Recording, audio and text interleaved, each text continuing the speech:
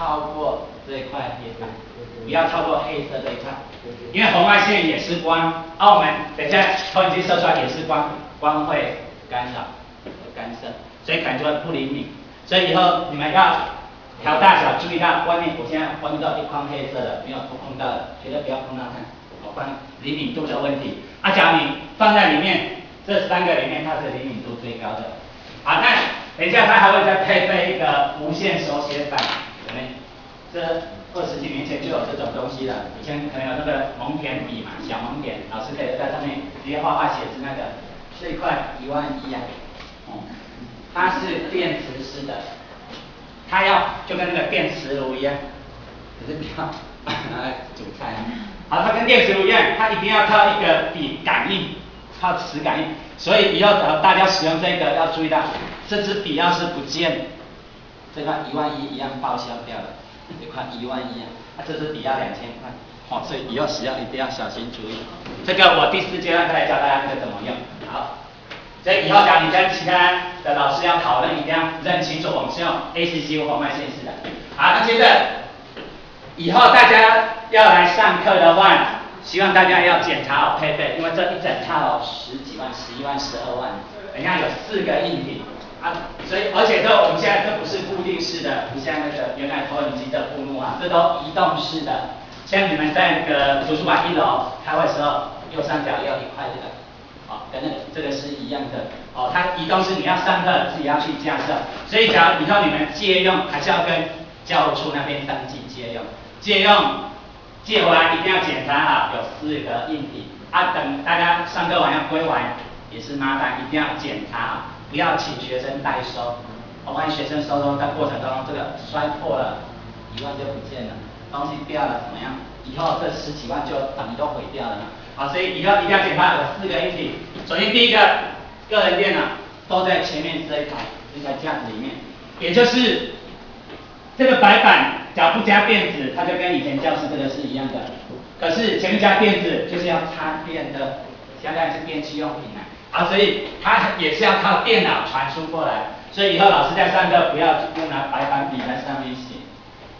它不是让你用笔来写，它是要透过电脑里面的影像投射出来的。所以第一个一定要有电脑，接着投影机。因为刚才提到电子白板主要的功用是要能吸引学生的兴趣。其实以前老师上课你可能都会自己用笔记型或者都有配一台电脑给你们。可是以前是这台只有老师专属的，只有老师能看，学生根本看不到。假如学生要看，但不可能全部挤在这边嘛，所以一定要靠投影机。所以它第2配备跟以前都一样，一定要投影机投射出来。接着第3个这一块就是我们讲所谓的电子白板，其实不是讲那2个，其实讲的是讲这一块。可是这一块你可能看起来好像没有差别，跟一般的布幕一样事实上它不一样它有2个功用，它第一个功用当然就是充当布幕用的。可是假如5万5你拿来当布幕，那太大材小用了。其实它真正的功用是这个，当滑鼠用的。所以我刚才讲到红外线跟它有什么关系？刚才射过来，2个交叉的地方，要是你挡到它，让光线透不过去，它就会告诉你滑鼠就在那里。我现在挡到它了，滑鼠就在那里。所以其实它是让你当滑鼠用的。好，其实这个也不是什么很新奇的东西其实以前老师也常常在用的，像 PDA 或者手机，现在比较新潮的手机是都在触控式的，其实就跟这功能是一样的。所以其实电子白板就跟以前触控屏幕一样。好，那还有大家应该忍受 Vista 忍受很久了嘛，我想把电脑摔掉。所以现在实验已经出来 Windows 7了，大家应该听过 Windows 7最主要的那个里程碑就是它可以多点触控。像大家现在看到这个，其实那个很久以前银行还有邮局的那个提款机，自动提款机有一些也可以触控的，其实就跟那个功能是一样的。所以其实在我们日常生活中已经有很多是触控式的了。那电子白板也是触控式，跟它是一样，唯一不同的是我们现在只是把它搬来教室，让学生能体验一下而已。不然现在学生哪有 PPT 啊，学生也不会去银行领钱嘛什么的，所以我们是希望他来现在实际体验一下生活，让他在学校中学到生活上的东西。好，刚才讲是硬体，接着以后你接过来，他还会再搭配一套软体，这东西我们第4个阶段再介绍。大概是长这个样子，其实跟以前你们学过的绘图软体、小画家、非常好这其实差不多了。第4阶段我再做说明。好，接着我会讲6个大步骤。接着我们来讲，为什么教育部要花这么多一大笔钱来让我们使用这电子白板？这4个步骤，大家当过学生，从学生一路走来当老师，应该都知道。在很久很久以前我们当学生的时候，一定听老师在那边噼里啪啦口水乱喷一直只会拼命讲所以大家应该知道，学生一定是左耳进右耳出嘛，没有学习效果。好，接着第2个，后来进入到板书了，写黑板白板了。可是乖的学生一定很拼命，就那么抄，根本听不下去根本没在听就是拼命抄，根本都抄不完假如不想抄的、看不懂的学生，根本也懒得你就直接趴着睡觉了。我们这电子白板教育部主要是希望能吸引学生的兴趣，用的好，所以这个也落伍了。后来进步到多媒体，政府为了大概从1999年、2000年那时候开始花了一大笔钱，怎么扩大内需扩大公共工程建设那里从那边就有给学校电视、投影机、幕幕，这个叫多媒体。可是多媒体也落伍了，因为现在绝大部分老师拿电视拿这个来干嘛？放电影。我好几年前看过一个报道有专家研究过，小学生他们的注意力不到10分钟，国中生不到14分钟，也就是就算你上课内容再精彩，他就坐在那边14分钟都不动，一定就跟毛毛虫一样想要动了，不动东西没有兴趣了。可是现在绝大部分老师假如会使用多媒体，都是让学生看一看，他根本看不到15分钟就无聊了，就想睡觉。甚至于可能还有老师，可能我们理科比较少，其他可能艺文专科老师，他们可能就是因为一部片1小时觉得看不完他会分2次来看。可能会说我们今天看不完，我们下个礼拜再来继续往下看。这根本没有效果。所以学生有眼也是无心，这吸引不了学生的兴趣。所以为什么要花这么一大笔钱？他就希望以后上课，就像我刚才第1张那个图一样，主角不要再是老师了，也不要再是那个幕幕而已，主角应该是老师和学生一起来互动。简单讲就是玩游戏了。因为只有玩游戏，学生才会真的记得，他才会开心。好，接着我现在讲就是刚才提到的传统的板书，老师在上面上课是以老师为中心，学生只在下面抄，或者甚至于学生在下面干嘛，我们老师也不知道，不知道他的心在想什么。甚至于写错了，老师也不是故意写错，可是学生可能还是会一直抄错。后来虽然有多媒体了，虽然有这些简报有电脑，可是其实老师你也不知道学生在干嘛，都没有用。接着到底以后是谁要来使用这个电子白板？当然刚才讲的主角就是老师和学生。所以首先老师在备课的时候，你就要会实际操作这一台。所以我等一下第1节课讲完，下一节课有兴趣的老师你可能就要实际上来可以操作看看。还有一位老师要负责做1节课的教学观摩，等一下到时他会跟大家一起做讨论。大家放心，我等一下会有很多范例给你做参考，以后你要教学观摩到底要怎么做。所以首先老师你要先用他附赠的软体来自己设计教材，不要只会打考卷不会只会影印，不会只会放影片这样子而已。而且重点是要以学生为主导，我们教学主体是学生。其实那些题目你出的考卷你都会的啦，你再厉害都是你的啦。可是我们真的是要让学生可以带着走，9年一贯是要让学生可以带着走的知识。那接着在我们课程进行当中，等一下就算你设计的再精彩，也不要直接让学生上台，一定要老师先示范。所以等一下我举的范例，我就会，抱歉我会当老师在这先示范请各位来当学生，请你们实际上来操作演练，怎么样玩这一块电子白板。好。接着到底什么时候要用这个电子白板？其实大家应该很清楚啊。资讯融入教学，你只能当成礼拜六、礼拜天去吃大餐啊，不要每天吃。它不可以当正餐，因为它只是一个辅助工具而已。刚才提到，其实这个多媒体主要是要吸引学生兴趣而已，所以通常我们用电子白板放在第一节课，你要带引导他进入主题的时候可是以后很现实的以后我们要机测还是要纸笔能力要到他们计算什么的，所以假如你有碰到重点的地方，还是要尽量回到教室。或者其实也不一定要回到教室，其实这边设备也都有。这边讲完，不要一节课都讲那个，偶尔可以回过头来训练学生的纸笔能力。还有以后你们教学观摩也是像这个样子一定要保持有效度，不要就是看影片看一节课，这样有效的。好，而且还有电子白板跟它的优势，可能有老师上网去搜寻资料，或者有跟其他县市的老师讨论过。大家可能会说，电子白板也可以写字，就跟我们平常白板写字一样。可是刚才也提过，假如你把哪里当写字呢？大还小用其实电子白板真正的优势，它最厉害的地方是在这两个地方，主要是图形的功能。所以我等一下重点也都在图形上面。还有它会动，因为它就像滑鼠一样，可以让你实际来操作。所以绝对不要大材小用，不要拿来像以前铺路。要是你今天是要让学生看影片，就不要接这个了，就直接用你这个设备就好。因为那个红外线它里面那个 LED 灯，它的寿命是5万小时，5万小时算一算，大概多久？好，那接着我现在就举一些例子给大家做参考。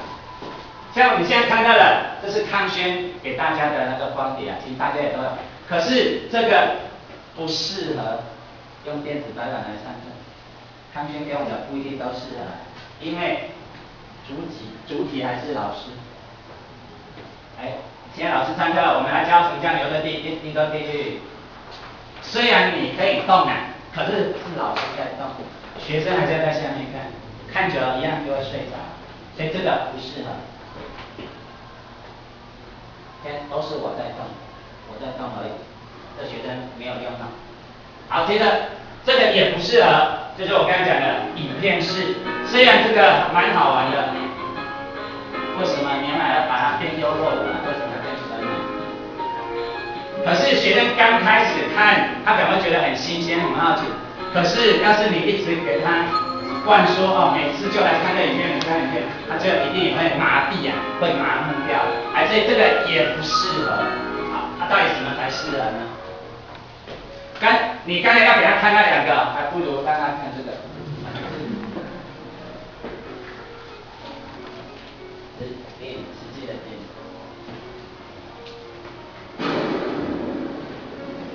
可是刚才讲过，不要一整节课都在看，我们一定要看个片段，然后就要跟学生讲解一下这个点。这样现在是上网在看不合适。当然这跟我们上课没有关系我主要是要跟大家提醒，这都不适合，这都是老师的意见。那这个就比较适合了，因为这真的可以让学生上来玩。我现在就请一位老师上。有没有老师要试看？找几件事情。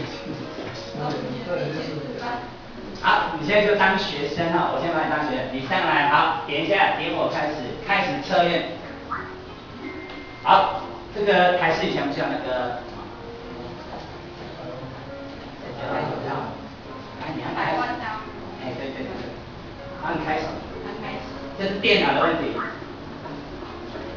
好，会有4选1的选项，问哪一个是正确的，你看哪一个对就点到那个选项。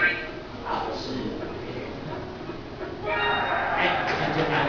所以不要再跟以前一样，还是老师在那边选谢谢。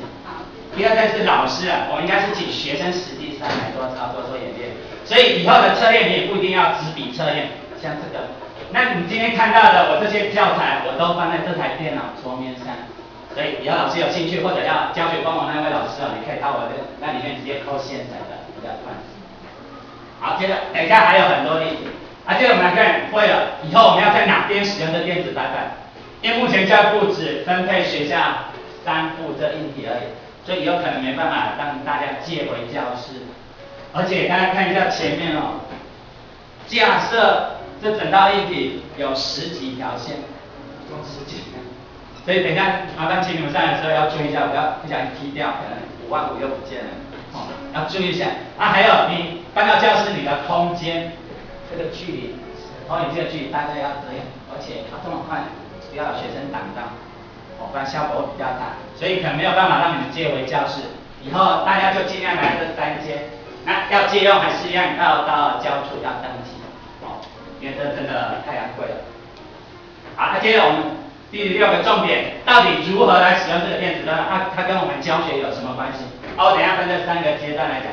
首先第一个，其实大家刚才看那一堆，你可能会说，哇，电子灯到底是什么？你还是搞不清楚，你还是只会 Word， 只会 Excel， 能不能用它来做？所以我一样，第一阶段我先讲。一般以前你熟悉的软体，可不可以用它来用？第一阶段先讲以前你熟悉的，接着第2阶段再讲硬体怎么样加设，最后软体怎么使用。好，首先我们先看一般传统软体，这边大家注意，除了 PowerPoint 以外，其他的软体都一样，只要是因为它当滑鼠用的，所以只要是那个软体可以用滑鼠去点选的，去找它功能的，通通都一模一样。只有 PowerPoint 会不一样，像你现在看到我今天做的这个简报，我就是用 PowerPoint 做的，所以你刚才有没有发现好奇怪？我要换页，我怎么换页？我是不是做了一个很大的动作？这套软体它设计发明的没办法，它就只有 PowerPoint 会有问题，其他软体都是 OK 的。那我今天就说明一下，到底 PowerPoint 有什么问题啊？PowerPoint 讲你在编辑的时候还是正常，可是在播放的时候才会有问题。首先，我们 PowerPoint 在播放的时候最常用的就是换页了，换下页、下页、下页，怎么换？注意看啊，只按一下左键不够，只按一下左键是移动滑鼠而已，移动滑鼠，我们一定要2根手指，一定要2根，2根去按也不够，因为这个系统还是 Windows XP 不是 Windows 7，7可以多点触控啊，现在不能多点啊。一定要2根，然后要顺势，等一下往下一页，你就要往下来，这样它往下。假如不小心按太快，要回上一页怎么办？要学以致用，一样要2根，1根不够，要2根，要往上，要这样往上往上。只有它最特殊，其他软体就都 OK 了，其他就没有问题了。好，所以而且它还有一个特征。要是你用键盘，因为它只当滑鼠，所以要是用键盘的，它就无能为力了。就让它再厉害，它也没办法。所以我们今天看这个例子。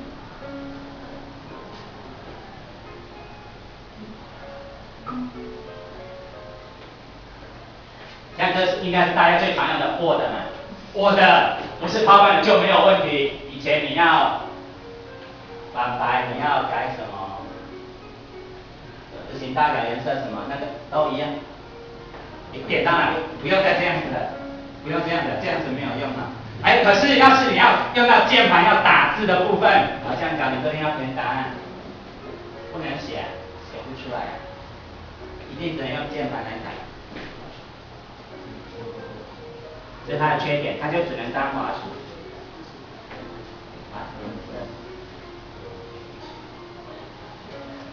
只能用键盘，它不能当键盘用，它只能当滑鼠。好，没有这个概念。好，然后接着还有一个问题，就是所有软体都一样的，电子导览它只有左右2键，可是通常我们在看网页的时候，因为上下很长，所以会有中间用滚轮，滚比较快。可是它没办法，它就只有左右2键，它没有滚轮。要是你真的很长，就右边那个控制列一直按，拼命按就好了，没办法，只能这样。可现在问题来了，我刚才用的都是左键，有没有老师知道它的右键在哪里？右键。那我们平常最常用就是按左键而已嘛，搞不好有老师还不知道，右键要干嘛呢？所以有没有老师知道右键在哪里？怎么把右键打开？记起来看啊，以后你不要在那上课上得很高兴，然后就跟以前一样挂黑板，我要挂那边10分钟，老师学生就在上面看着壁虎趴在那边啊。注意看啊，右键在哪里？因为右键我们不常用，所以平常没事它会藏起来。要是你真的要叫它起来，还是要靠左键去叫它。随便一个地方按左键，3秒钟就好。3秒钟它就出来，它会绕一个圈，会出现右边那个滑鼠，放掉就好了，放掉才会出来。看一次。随便一个地方看你要在哪按右键，左键点一下就是左键了，左键先按下去，等3秒。我按太快，好，先按太快。好，等3秒，等它出现这个放掉，就是右键了。好，OK， 只有这些不一样，其他就跟以前都一模一样的。好，接着。我刚才讲到它只能用滑鼠，不能用键盘。我现在就一样，请各位当学生上来实际操作看看。以后你们要教学官网要上课，这个就不适合拿电子白板来使用。老师来使用，来看，听好，等下只能用键盘，而且你只能用上下左右4个方向键。等一下你就是那个红色的大方块，有很多小点会追你，你不可以被它追上。来，5、4、3、2。好，还1秒，要不要再继续？再继续。来，5、4、3、2。其实这个你可不可以觉得跟你们理化有什么关系？其实我们可以硬扯啊，这可以当做化学的碰撞学说嘛。有人硬要扯到底的。可是我现在讲的是一般性的，可能跟你们理化比较没有关系第3阶段才讲跟你们理化有关系的。所以像这个游戏它只能用键盘来操作，这样不适合用电子白板。可是其实我们一节课也不要45分钟全部都在讲理化的东西我们可以稍微轻松一下，用这个，因为白板主要就是吸引学生注意的。现在刚才都睡觉了，现在是都醒过来了，都也很想要玩了。好，一样再找主任。觉得这个更好笑。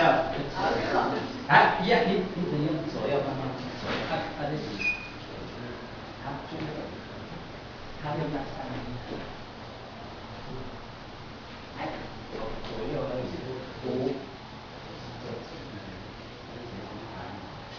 5、4、3。有一次，再一次。5、4、3，你就只能用左右。有一次没有，它会自动往右边走，它会自动找，所以你要用左右控制它，不要它倒下来。5、4、3。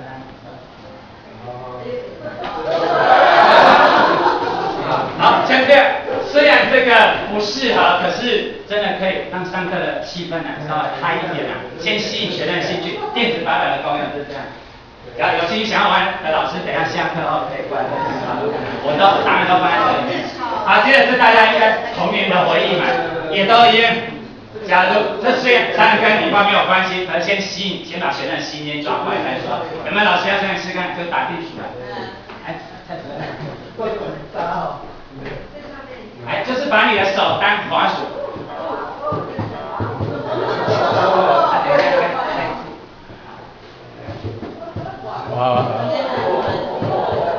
只用一只比较好，因为现在不能多点触碰所以这样不要用拍一只就。一根手指头。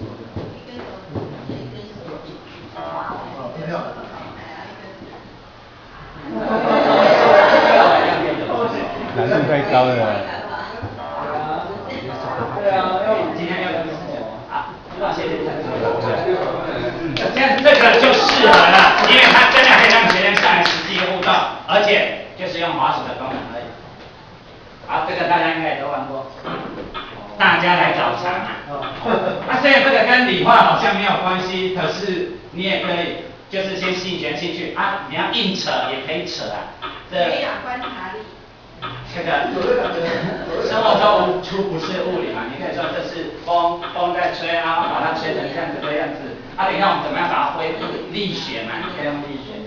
有没有老师要试看上来看哪边两边不一样，你就用手当滑鼠按下去，它就会帮你把它按上去。这样是，而且以后你们要找教材，尽量要找学生熟悉他玩过的，比较能吸引他的注意。但是学生没有玩过又很难，他也不会玩，他也不会想要玩。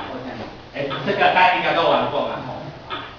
等一下，现在都可以。好，现在这个跟数学比较有关系，可是你也可以把它跟理化扯上关系。像刚才我出了2个题目，请学生上来操作。假如他们答对了，你可以说好，我们要给各位同学鼓励一下。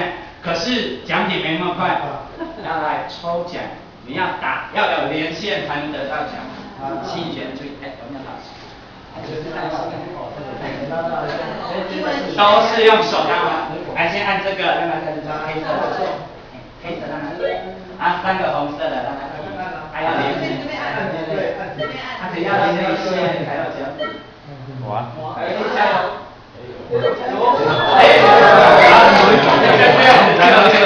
这样子比较有互动性，比较学生兴趣。所以不要一整节课都上理化，学生除了学生头痛，老师自己也会头痛的。那些答案都开始在电脑上面，下课都会和我教授。尤其那位要负责教学观摩的老师教你。好，像这个尽量就找学生熟悉他玩过他会玩的，这是五子棋。你看电脑是黑的，你是白的，好的时间我直接来，都是把手当滑鼠。这个人你电脑很聪明，你要赢过他还很难。好，开始。好，就像这样了，依此类推了。好，也等一下，东西还很多，所以我稍微快一点。像这个象棋，其实当然跟理化真的没有关系，可是大家绝大部分都是老师嘛，应该有联课活动的。联课活动你可以就是联课的才艺活动。或者平常无聊，你也可以自己一个人玩3人的象棋。对，办公室无聊，我就自己来。都把手当滑鼠就对了。好，这个大老二，大家学生也是最喜欢玩的。所以我现在讲的跟理化可能没有关系啊，可是就是先当开胃菜啊，先把学生心先抓过来再说。一样，看你要按什么，基本都可以。这种用滑鼠式的比较像刚才键盘的就不是了，跟这个拼图都一样，可以让学生实际来操作。等一下好玩的再请大家。像这个是最近最流行的开心农场，所以那个生活科技老师你就可以用这个。你知道，实习老师嘛，应该就会玩这个了。你要教学生怎么样种菜，这样先挖土。然后要买种子，看你要买什么，番薯、萝卜，然后茄子什么，然后要买多少，买了就开始播种，开始浇水、灌溉等等，这生物科技就可以用。所以有时候我们也不要怪学生说什么都不念书，只会打电动。谁叫只有游戏才能吸引他们？我们上课真的太枯燥了。所以有时候也可以用这个游戏的方式来吸引他们。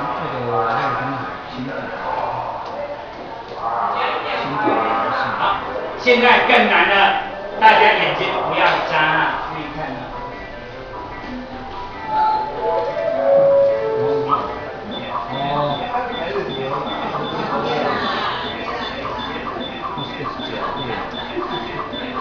哪位老师来找一找，钻石是被哪一只吃的？快点，时间有限。来，哪位老师知道钻石在哪里吃？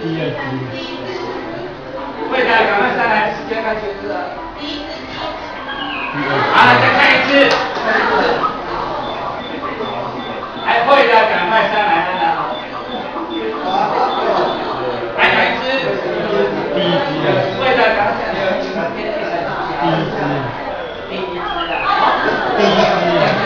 所以这一样跟理化没有关系，可是吸引他兴趣啊。看出来吗？是看。第三只。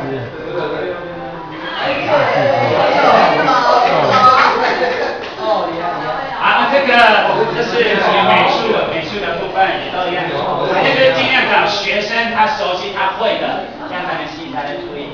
像美术老师在上课，你也可以灌输全观念，为什么海绵宝宝一定要黄色？为什么要跟电视一样？你可以请他自己设计自己喜欢的，看哪一种，他比较喜欢。哦，你说这个不一定要有真的正确的标准答案。好，这个也很难哦。这是训练我们的观察力，所以这个你也可以把扯跟实验，我们理化的实验扯上关系啊。看得懂吗？完全不知道。我讲解是这样，等一下，中间是题目，它有各种不同颜色的格子，然后等你看完以后，这个是题目，等下就这样找一个绿色的，看绿色在哪一格，你就点下去，然后就谈下一关，打错就像这样子，大家注意看啊。